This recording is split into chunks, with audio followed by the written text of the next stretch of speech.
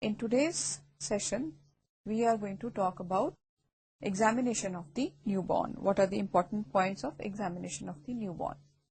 Let us look at what the objectives of examination of the newborn are. One of the first objectives is, of course, that you should be able to perform a detailed physical examination of the newborn. And after doing this detailed physical examination of the newborn, you should be able to determine the integrity of the various organ systems to function normally. You should be able to identify any congenital malformation, the obvious congenital malformation and not so obvious congenital malformations as well. And you should also be able to identify deviations from normal, which may not necessarily be a malformation, but they are deviations from normal. You should be able to identify the derangements in the basic functioning of the organ system. So with these objectives, let us go on to the actual examination of the newborn. Now, before we really go into the details, it is important to know that which all are the situations in which one may have to examine the newborn.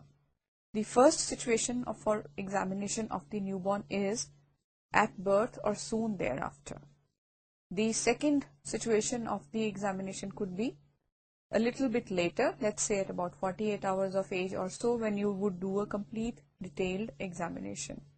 And the third situation would be at any time when a newborn is brought to you, at any time, any age within the first 28 days of life, when a newborn is brought to you for any problem, any complaint, then how do you do the complete examination of the newborn?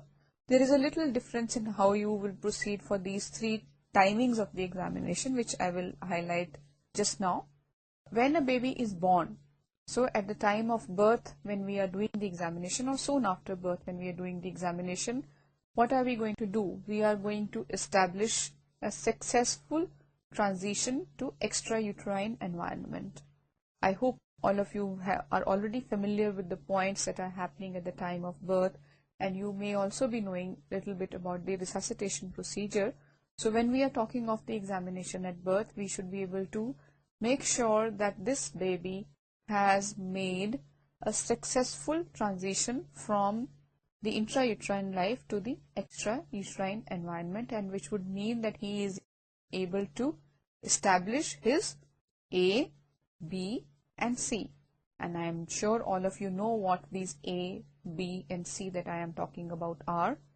A stands for airway. So the baby should have a patent airway. B stands for breathing.